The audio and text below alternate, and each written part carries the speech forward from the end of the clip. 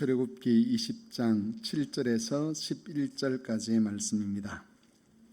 출애굽기 20장 7절에서 11절까지 말씀을 한 절씩 교독을 하겠습니다.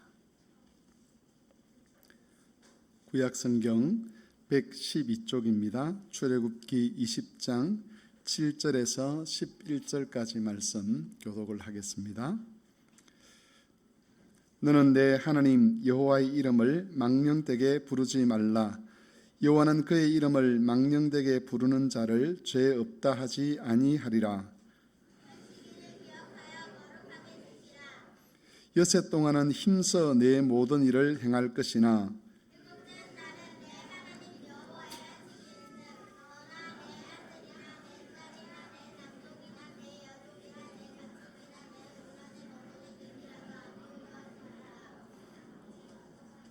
같이 읽겠습니다. 이는 엿새 동안에 나 여호와가 하늘과 땅과 바다와 그 가운데 모든 것을 만들고 일곱째 날에 쉬었습니다. 그러므로 나 여호와가 안식일을 복되게 하여 그 날을 거룩하게 하였느니라. 아멘. 너는 시냇가에 심은 나무라. 찬송하겠습니다.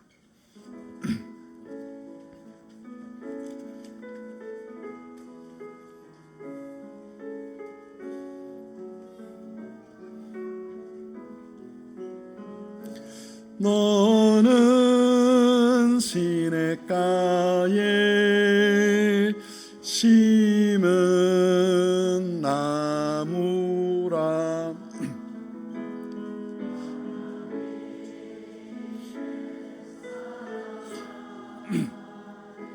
믿음 뿌리 내리고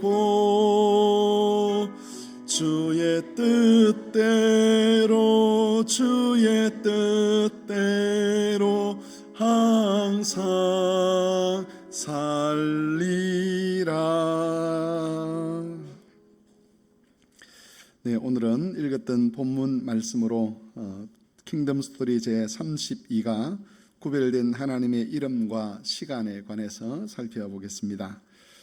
우리가 지금 어떤 맥락 속에서 이 말씀을 다루고 있는가 하는 것을 먼저 좀 생각을 해야 됩니다. 하나님께서 이스라엘을 애굽 땅에서 불러내시고 하나님의 백성으로 삼으셨습니다. 그리고 이 하나님의 백성인 이스라엘을 가나안 땅에 들어가서 거기서 하나님의 나라를 이루려고 하는데, 하나님께서 이 하나님 나라라고 하는 이스라엘이 이방 나라들과 어떤 특징이 있는가, 그리고 이스라엘이 어떻게 되었을 때 그들을 제사장 나라로 삼으시고자 하는 하나님의 뜻이 이루어지는가 하는 것을 우리가 다루고 있습니다. 이스라엘 백성들이 하나님의 제사장 나라로 세워지기 위해서는 다른 이방 민족들로부터 저 사람들은 우리와 다른 족속이구나, 우리와는 다른 종류의 사람이구나 하는 것을 깨달아야만 됩니다. 여기서 중요한 게 있죠. 우리와 다른 종류의 사람. 이 땅을 살아가는 많은 사람들이 있고 여러 민족들이 있는데 그들을 하나로 뭉뚱그려서 인류 이렇게 볼 수가 있습니다. 그런데 이스라엘은 그런 모든 세상에 살아가는 인류와는 다른 별종의 인류, 다른 종류의 인간이 되어야 한다는 것이죠. 그래서 그걸 신명기에 보면 큰 나라다 그렇게 표현을 합니다. 이스라엘은 큰 나라가 되어야 되는데 그 큰 나라가 되게 하는 방식이 뭐냐? 무기를 가지고 적군을 쳐부셔서 영토를 넓히고 이렇게 해서 큰 나라가 되는 것이 아니라 하나님의 말씀, 하나님의 율법을 지키는 것을 통해서 큰 나라가 될 수 있다라고 주님께서는 말씀하셨습니다. 그래서 이스라엘을 별종의 인류로 만드는 또 다른 새로운 종류의, 이 땅에서는 찾아볼 수 없는 큰 나라 백성으로 만드는 게 뭐냐? 그게 바로 하나님의 율법인데 그 율법의 핵심인 10계명을 지금 우리가 다루고 있는 겁니다. 지난주에는 1계명과 2계명을 우리가 간단하게 살펴보았고, 이제는 오늘은 3계명과 4계명에 대해서 살펴보려고 합니다. 3계명은 여러분 잘 아시겠지만 하나님의 이름을 망령되게 부르지 말라는 그런 계명입니다. 하나님의 이름을 망령되게 한다는 것은 하나님의 이름이 모독을 받게 하는 것이죠. 하나님의 이름을 망령되게 하는 구약 시대에 어떤 그런 유형들이 있었지만 그런 것들은 지금 시간 관계상 우리가 살펴보기 어려운 것이고, 우리 시대에 그러면 하나님의 이름을 망령되게 하는 것은 어떤 것들이 있는가 하는 것을 세 가지로 살펴보겠습니다. 첫 번째는 우리가 교회에서 여러 종류의 맹세를 합니다. 여기에 이제 부모님들이 계시죠. 부모님들이 아이들 유아 세례 받을 때에 서약을 하셨죠. 하나님 앞에서 제가 집례를 하는 목사가 질문을 합니다. 자녀들을 하나님이 주신 자녀로 알고 믿음으로 양육하겠습니까? 라고 하면 그때 네라고 서약을 하는데, 그 서약은 자기 이름으로 하는 것이 아니라 여호와의 이름으로 하는 서약입니다. 하나님의 이름으로 하는 서약이죠. 그리고 또 우리가 세례를 받을 때, 학습을 받을 때 당사자가 서약을 하는데 역시 여호와의 이름으로 서약을 합니다. 그리고 직분자들이 취임을 하거나 또는 임직을 할 때에도 서약을 하는데, 이런 서약과 맹세는 다 하나님의 이름으로 합니다. 이때 서약할 때에 믿음 없이, 진실된 마음 없이 서약에 참여하는 것, 그게 바로 여호와의 이름을 망령되게 행하는 일이 된다는 것이죠. 뿐만 아니라 서약을 하고 나서 그 서약을 신실하게 지켜가지 않는 것도 여호와의 이름을 망령되게 행하는 일입니다. 그래서 세례 서약을, 학습 서약을 하신 분, 세례 서약을 하신 분, 유아 세례 서약을 하신 분, 또 직분자로서 임직하고 취임할 때 서약을 하셨던 그런 분들은 특별히 하나님 앞에서 자신이 어떤 서약을 했는지를 살펴보고 그 서약에 신실한지 아닌지를 점검해 보아야 합니다. 만일 우리가 그 서약에 신실하지 않다라고 한다면 그것은 3계명을 어기는 것이고, 이런 것들은 사소하게 보일 수 있을지 모르겠지만 우리가 큰 나라 백성, 정말 이 땅에 있는 다른 인간과는 새로운 종류의 하나님의 그 큰 나라 백성으로서의 영광을 누리지 못하게 하는 그런 죄가 될 수 있다는 것을 우리가 꼭 기억해야 될 것입니다. 그 다음에 하나님의 이름을 망령되게 하는 경우는 하나님의 이름이 조롱을 받도록 하는 겁니다. 하나님께서는 우리에게 하나님 말씀을 주셔서 하나님의 말씀을 따라 살아감으로써 이방인들이 우리를 통해서, 믿지 않는 자들이 우리를 통해서 하나님의 백성은 다르구나, 저런 사람, 저런 법을 주신 하나님은 참 구별된 분이구나, 비록 내가 하나님을 믿지는 않지만 저들이 믿는 하나님은 참 영화로우신 분이구나 하는 그런 하나님께 대한 영광이 돌아가도록 하는 것이 우리 삶의 방식이어야 합니다. 그런데 그리스도인들이 부정과 부패의 연류가 되고 또 공적인 자리에서 거짓 정언을 하고, 그리고 투기나 부정으로 재산을 모으고 늘리는 이런 일들을 하게 되면 불신자들의 우리를 욕하는 것이 아니라 우리가 섬기는 하나님을 조롱하게 되는 것이죠. 하나님이 살아계신다고 하더니만 저 하나님을 믿는 자들이 저렇게 불의를 행하고 거짓 증언을 하고 저렇게 돈과 탐욕에 물들어 있음에도 불구하고 아무것도 하지 않는 하나님이구나라고 해서 하나님을 조롱하게 되는데, 그게 바로 제3계명을 어기는 일이 되는 것입니다. 그래서 3계명을 신실하게 지키고자 한다면 우리 때문에 하나님의 이름이 조롱받게 만들어서는 안 되는 것이죠. 종종 우리 어른들 중에는 이런 생각을 하시는 분이 있습니다. 내가 갑자기 어떤 사업을 하다 사업이 망하면 하나님의 이름이 조롱을 받을 것이다. 내가 예수를 믿는다고 했는데 건강하다가 건강을 잃어버리면 하나님의 이름이 조롱을 받을 것이다. 성경에는 그렇게 해서 하나님의 이름이 조롱받는다고 하지 않습니다. 우리의 실패나 이 세상에서의 우리의 실패나 이 세상에서의 우리의 성공 여부는 하나님의 이름이 영광을 받거나 조롱을 받는데 큰 문제로 작용하지 않습니다. 앞에서 말씀드린 것처럼 하나님의 이름이 영광을 받고 우리로 하여금 큰 나라 백성으로 인정받게 하는 것은 세상에서 우리가 성공하는 것, 그리스도인의 자녀들이 세상에서 잘 되는 것, 또 그리스도인들이 세상에서 늘 건강하게 살아가는 것, 이런 것들에 의해서 결정되는 것이 아니라는 것이죠. 물론 어느 정도 영향을 미칠 수 있을지 모르겠지만 그건 본질적인 것이라고 할 수가 없습니다. 그리스도인들이 하나님 말씀을 따라 잘 살아갈 때, 그 규정을 따라서 그 가르침에 순종할 때에 세상이 그리스도인의 삶을 보고 하나님을 영화롭게 하는 것이지 우리의 어떤 조건이나 형편 때문에 하나님의 이름이 영광을 받거나 조롱받는 그런 일은 잘 없다는 겁니다. 그래서 제3계명을 우리가 잘 지키기 위해서는 하나님 앞에서 선한 열매를 많이 맺어 가야만 합니다. 세 번째는 의미 없는 말에 하나님의 이름을 사용한다거나 또는 농담이나 우스갯소리에 하나님의 이름을 이용하는 것이 3계명을 어기는 겁니다. 사람들은 이런 말을 자주 합니다. 안 했으면 좋겠는데 예를 들기 위해서 제가 예를 사용하겠습니다. 오 마이 갓 이렇게 하는 서양인들이 감탄사를 할 때 그렇게 하죠.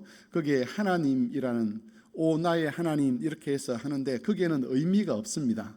정말 하나님을 생각하고 하는 말이 아닌 것이죠. 그런 식으로 하나님의 이름을 도용하는 것이 하나님의 이름을 망령되이 일컫는 겁니다. 그래서 진실한 믿음의 고백이 아닌 다른 곳에서 하나님의 이름을 사용해서는 안 된다는 것이죠.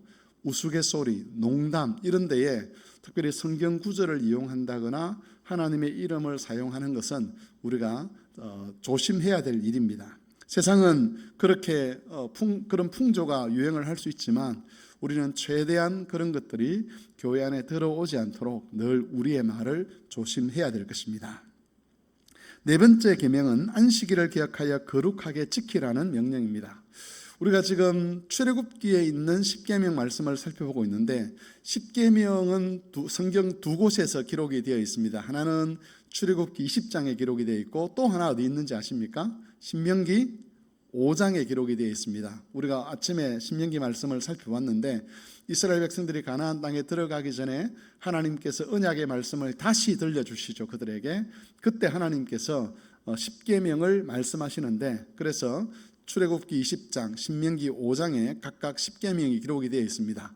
다른 모든 계명들은 똑같은데 안식일과 관련된 계명에 있어서는 조금 차이가 납니다. 출애굽기 20장에서는 안식일을 지켜야 될 이유를 하나님께서 온 세상을 6일 동안 만드시고 7째 날에 안식하셨기 때문에 안식일을 지켜야 된다 그렇게 말씀하고 있습니다. 그런데 신명기 5장에 가면 그렇게 되어 있지 아니하고 하나님께서 이스라엘을 애굽 땅 종되었던 집에서 구원하여 내신 것을 기념하여 안식일을 지키라 그렇게 이야기합니다. 그러니까 안식일을 지켜야 될 이유나 근거가 출애굽기와 신명기가 다르다는 겁니다. 그래서 성경을 비평하는 사람들은 봐라 성경에 하나님 말씀이 아닌 증거가 여기에 있다. 만일 성경에 하나님 말씀이면 출애굽기에 있는 안식일 계명이나 신명기에 있는 안식일 개념이 똑같아야 되는데 이 둘이 차이 나는 것을 보니까 이건 사람의 작품이지 하나님이 만든 것이 하나님의 말씀이 아니다. 특별히 출애굽기도 모세를 통해서 기록했다 그러고 신명기도 모세를 통해서 기록했다 그러는데 만일 한 사람이 이 출애굽기와 신명기를 기록했다면 이렇게 차이 날 리가 없다. 그러니까 이것은 하나님 말씀도 아니고 모세가 기록한 책도 아니다라고 그렇게 비판을 한다는 것이죠. 하지만 여러분 출애굽기와 신명기에 있는 이런 차이는 안식일을 왜 지켜야 되는가에 대한 하나님의 말씀이면서 이 두 가지 내용이 서로 보완적인 그런 역할을 합니다. 먼저 출애굽기 20장에서 태초의 안식을 기억하며 안식일을 지키라고 하시는 이유는 지금 그 말씀을 통해서 우리가 살고 있는 이 세상이 정상적인 세상이 아니라는 것을 하나님이 알려주시는 겁니다. 우리가 이 땅을 살아가면서 때로는 가난 때문에 어려움을 겪고 때로는 사회적인 어떤 잘못된 질서 때문에 어려움을 겪고 때로는 육신의 질병 때문에 어려움을 겪고 관계 때문에 어려움을 겪죠. 안식이 없는 세상을 살아가는데 이 안식 없는 이 세상이 정상적인 세상이 아니라는 것이죠. 하나님이 처음 만드신 세상은 안식이 있는 세상입니다. 그래서 이 땅을 살아가는 사람들은 뭘 바라봐야 되느냐 하면 태초에 하나님이 처음 안식일을 만드셨던 그때의 안식을 기억하고 그걸 소망하며 살아가야 한다는 것을 출애굽기 20장 방금 우리가 읽었던 그 말씀에서는 우리에게 보여주고 있는 겁니다. 그러면 신명기 5장에서는 왜 갑자기 이스라엘 백성을 애굽에서 구원하여 내신 것을 근거로 안식일을 지키라고 하느냐? 우리가 이 땅을 살아가면서 하나님께서 처음 창조하셨던 그 태초의 안식을 바라보는데, 그 태초의 안식이라는 것이 사람의 힘이나 사람의 능력으로는 이룰 수 없다는 것이죠. 그건 어떻게만 가능하느냐? 하나님의 구원을 통해서만 가능하다는 겁니다. 이스라엘 백성을 애굽에서 건져내시는 것은 대표적인 하나님의 구원 사건입니다. 이 사건은 나중에 예수 그리스도를 통해서 우리를 구원하실 하나님의 구원 사건을 예표하는 역할을 하는데, 이렇게 하나님의 구원이 일어나야만 그 태초의 안식이 가능하다는 것을 서로 보완적으로 보여주는 것이죠. 그래서 출애굽기를 읽으면서는 우리 세상이 정상적인 세상이 아니라는 것을 깨닫는 것이고, 신명기 5장을 읽으면서는 이 정상적이지 않는 세상에서 참 안식은 어떻게 가능하느냐? 하나님의 구원을 통해서만 가능하다라고 고백하게 하는 겁니다. 안식을 잃어버린 사람들은 안식을 회복하기 위해서 노력을 합니다. 많은 애를 쓰지만 사실은 그 사람들의 노력과 수고는 한편으로는 우리를 안식하게 하는 것 같지만 한편으로는 고통을 더 크게 만들어 왔지요. 제가 누누이 설교 시간에 말씀을 드렸지 않습니까? 과학과 기술을 발달을 시키고 의학을 발달시켜서 우리 삶의 많은 문제들을 해결한 것처럼 보입니다. 그런데 과학과 기술이 발달하면 발달할수록 역시 죽음의 힘, 그 죄의 힘도 커져갔다는 것이죠. 삶의 고통도, 전에는 없던 고통들이 다시 생겨나기 시작했습니다. 그건 뭘 말하느냐?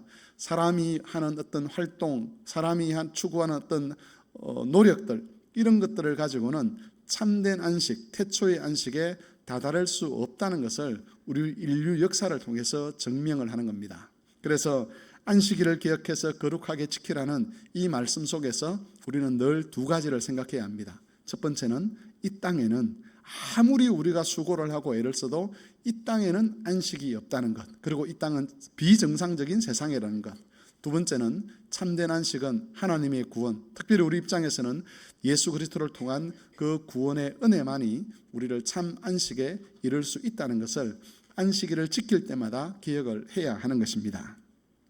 그 다음 세 번째로는 그러면 안식일을 어떻게 지키는 것인가 하는 것을 살펴볼 것인데, 출애굽기 20장도 그렇고 신명기 5장도 그렇고 안식일을 지키는 가장 핵심적인 방법으로 하나님이 제시하는 것은 일을 쉬는 겁니다. 이스라엘 백성들에게 그렇게 말씀하시죠. 너도 일을 쉬고 네 집안에 있는 너의 가족들도 일을 쉬고 또 너의 종들도 일을 쉬고 심지어 너의 가축들도 일을 쉬어라, 이렇게 이야기합니다. 왜 안식일 날 하나님은 일을 쉬게 하셨는가? 우리는 일하는 것이 무엇인가 하는 것을 살펴봄으로써 왜 안식일에 일을 쉬어야 하는 것을 알 수가 있습니다. 원래 일이라는 것은 두 가지 의미가 있습니다. 첫 번째는 하나님의 섭리에 우리가 참여하는 것이죠. 세상을 만드신 하나님께서 이 세상을 그냥 버려두지 아니하시고 우리 사람들에게 세상을 맡기셨습니다. 그건 어떤 의미가 있느냐 하면 이 세상을 하나님의 뜻으로 운영해 가도록 우리에게 위임하신 것이죠. 하나님께서 이 세상을 창조하시고 세상을 섭리를 해 가시는데, 그 섭리의 방법 중에 하나가 우리 인간들, 하나님의 형상으로 지음을 받은 인간들이 하나님의 뜻을 따라 이 세상을 다스려 가는 겁니다.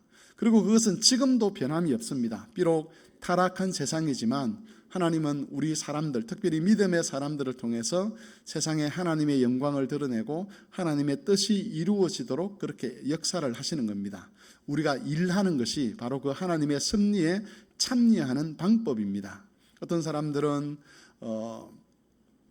교사로서 일을 하고, 어떤 분들은 노동자로서 일을 하고, 기업가로서 일을 하고, 이런 일을 하는 것이 그냥 내가 돈벌이 하는 그런 장소가 아니라 그런 일들을 통해서 하나님이 만드신 이 세상이 움직여져 가도록, 공유롭게 세워져 가도록 각각 우리에게 그 일을 하나님이 맡기신 것이죠. 그래서 하나님의 대리자로서 하나님이 우리에게 맡기신 그 일터에서 우리는 일을 하는 겁니다. 그냥 목사만 거룩한 그런 직업이 아니라는 것이죠. 하나님께서 목사만 거룩하게 하셨고, 교사나 노동자나 기업가나 또 다르게 어떤 일을 하시는 공무원이나 이런 분들은 거룩한 일이 아니고 그건 세속적인 일이고 그런 뜻이 아니라는 겁니다. 그 일을 하나님이 맡기셨습니다. 너는 공무원으로서 이 자리에서 나를 대신해서 일을 하라. 그렇게 말씀하신 것이고, 너는 나를 대신해서 이 기업을 운영해서 하나님의 뜻이 세상에 펼쳐지도록 하라. 그렇게 하나님이 말씀을 하시는 것이죠. 그래서 일이라는 것은 하나님의 섭리에 참여하는 방법이 됩니다. 두 번째로는 하나님께서 우리에게 일용할 양식을 공급하시는데, 그 공급하시는 통로가 뭐냐라고 하면 일하는 것을 통해서 일용할 양식을 하나님이 우리에게 주시는 것이죠. 일을 하면 소득을 우리가 얻게 됩니다. 그 소득은 내가 속한 회사의 사장님이 내게 주는 것이 아니고, 겉으로 볼 때는 그렇게 보이지만 우리 믿음의 고백은 그게 아니죠. 하나님께서 우리에게 주시는 겁니다. 내가 성실히 일을 하면 하나님께서 그 일의 대가로서 먹을 것을 우리에게 주시는 것이죠. 이런 두 가지 의미가 있습니다. 그런데 죄가 들어와서 이 일의 의미를 변질시켜버립니다. 사람들은 일하는 것을 통해서 자기 자신의 삶에 대해서 내가 책임질 수 있다라는 그런 생각을 하게 되었습니다. 내가 열심히 일을 하면 많은 소득을 얻게 될 것이고, 그 많은 소득을 통해서 나와 내 가족의 삶을 내가 책임질 수 있다는 생각을 하게 되는데, 그건 죄가 가져온 잘못된 생각이라는 것이죠. 전에 제가 한번 그런 말씀을 드렸지 않습니까? 저희 아버지께서 살아계실 때 가난한 집안에서 태어나서 정말 열심히 일을 하셨어요. 죽을 만큼 일을 하셨습니다. 그렇게 일을 하면 내 아내와 내 가족들, 내 아이들을 책임질 수 있겠다라는 그런 생각으로 정말 열심히 일을 하셨는데, 그렇게 생각 가지고 하는 그게 모든 사람들의 머릿속에 들어있는 일의 의미라는 건데, 이건 변질된 일의 성격입니다. 우리는 스스로 안식을 책임질 수가 없는 것이지요. 뿐만 아니라 사람들은 일을 통해서 돈과 권력과 재물과 힘을 획득할 수 있다라고 생각하고, 그것만 있으면 자신을 다른 불행한 일들로부터 지켜낼 수 있다라고 그렇게 생각을 합니다. 일을 통해서 삶의 안정과 행복을 확보하려고 하는 것이죠. 일을 통해서 안식을 얻을 수 있다라고 생각을 하는 겁니다. 안식일에 일을 쉬라고 하신 것은 바로 이런 거짓된 생각에 저항을 하라는 겁니다. 세상은 일을 쉴 수가 없습니다. 물론 요즘은 웰빙이니 워라벨이니 이런 말들을 하면서 쉬어가면서 일을 해야 된다, 그렇게 말을 하긴 하지만, 그럼에도 불구하고 사람들의 머릿속에 어떤 게 있느냐 하면, 내가 어떤 더 좋은 일을 하면, 더 많은 일을 하면 더 많은 돈을 벌고 더 많은 재물을 모으고 더 많은 힘과 권력을 얻게 되고, 그렇게 되면 안전할 것이다, 내가 행복할 것이라는 그런 생각을 가지고 있는데, 바로 그런 세속적인 생각에 저항하는 방식으로 하나님께서 우리에게 요구하시는 것이 뭐냐? 그게 일을 쉬는 겁니다. 그래서 어떤 학자는 안식일에 대한 책을 쓰면서 책 제목을 이렇게 적었습니다. 안식일은 저항이다. 세상의 생각, 세상의 방식, 세상의 가치, 세상이 추구하는 그런 행복에 저항하는데, 그걸 뭘 통해서 하라고 하느냐면 일을 쉬는 것으로 하라는 겁니다. 그래서 일을 쉰다는 것은 단순히 일을 하지 않는다는 것이 아니라 재물과 돈과 권력과 힘의 참 안식을, 그 힘을 통해서 참 안식을 얻을 수 있다는 세상의 가치를 부정하는 것이죠. 나는 그런 방식으로 살지 않겠다. 나는 돈에 목을 매며 살지 않겠다. 돈이 주는 힘으로 내 삶과 내 안전이 확보된다는 그런 식으로는 내가 살지 않겠다라는 것을 하나님 앞에서, 이 세상 앞에서 표현하는 방식이 뭐냐? 그게 바로 일을 쉬는 겁니다. 그리고 안식일에 우리는 일만 쉬는 것이 아니라 불필요한 소비를 중단하게 됩니다. 불필요한 소비라는 것은 굳이 하지 않아도 되는 소비를 하지 않는 것이죠. 꼭 필요한 소비는 할 수가 있습니다. 그런데 자기의 쾌락을 위한 것, 또 헛된 만족을 위한 그런 소비를 그만두는데, 이것 역시 잘못된 세상의 가치에 저항하는 방식입니다. 대신 우리는 안식일에 뭘 하느냐 하면 예배를 드립니다. 예배라는 것은 하나님께서 우리의 왕이시고, 하나님께서 우리 인생의 구원자이시고, 그 하나님과 연합할 때에, 그 하나님과 다시 하나님의 형상으로 이렇게 회복될 때에 참 안식이 가능하다는 것을 예배를 통해서 고백을 하는 것이죠. 그래서 주일에는 뭐 하는 날이냐? 일을 쉬는 날이다. 불필요한 소비를 중단하는 날이다. 나아가서 하나님께 예배하는 날이다. 이렇게 이야기를 하는 겁니다. 그러면 소비를 안 하면 소비를 완전히 끊어야 되느냐, 그런 말씀을 하기도 하는데, 다음에 기회가 되면 그런 부분에 대해서 우리가 다시 한번 생각해 보아야 되지만, 중요한 것은 하나님께 예배하는 일에 집중하는 것을 방해하는 것이라면 뭐든지 절제할 수 있어야 한다는 겁니다. 우리는 이스라엘 백성들은 일곱째 날에 안식을 냈습니다. 요즘 같으면 토요일이죠. 우리는 일곱째 날에 안식하지 아니하고 사실 첫째 날에 안식을 합니다. 그리스도께서 부활하신 이후에 하나님께서 약속하신 그 안식이 그리스도를 통해서 이미 우리에게 왔습니다. 그래서 우리에게 있어서는 사실은 일곱째 날이 안식이 아니라 모든 날이 안식의 날입니다. 안식이 완성되지는 않았지만 그리스도를 통해서 하나님의 안식이 이미 우리에게 임했습니다. 이것은 이제 그리스도께서 다시 오실 때 완성이 되겠죠. 그래서 우리는 유대인들이 지켰던 그런 방식으로 안식일을 지키지는 않습니다. 다만 그리스도의 부활이 우리 안식의 모든 것이라는 그 고백을 위해서 그리스도께서 부활하셨던 그 부활 후 첫째 날, 그날이 바로 지금의 주일이죠. 주일들을 안식의 날로 정하고, 이 날에 우리는 앞에서 말했던 그런 고백을 하나님 앞에 하는 거죠. 일을 쉬고 예배를 드림으로 우리의 안식이 하나님께 있다는 것을 알리는 겁니다. 말씀을 정리하겠습니다. 하나님은 우리로 하여금 큰 나라 백성이 되도록 하시겠다, 그렇게 약속하셨습니다. 새로운 종류의 인류라는 것이죠. 이 새로운 종류의 인류는 어떻게 살아가느냐? 그건 하나님의 말씀을 따라 살아가는 것인데, 바로 안식일 계명도 그런 큰 나라 백성으로 사는 방법 중에 하나입니다. 그래서 안식일을 지키는 것을 통해서 우리의 소망이 이 세상에 있지 아니하고, 우리의 삶의 방식이 이 세상과 같지 아니하고 특별한 삶의 방식, 하나님 나라에 우리의 소망이 있다는 것을 드러내며 사는 겁니다. 이런 하나님의 말씀을 마음에 새기셔서 안식을 저항의 날로 삼고, 그래서 하나님 앞에 영광을 돌리는 그런 삶을 살아가는 교우들이 되실 수 있기를 바랍니다. 찬송가 43장을 찬송하겠습니다.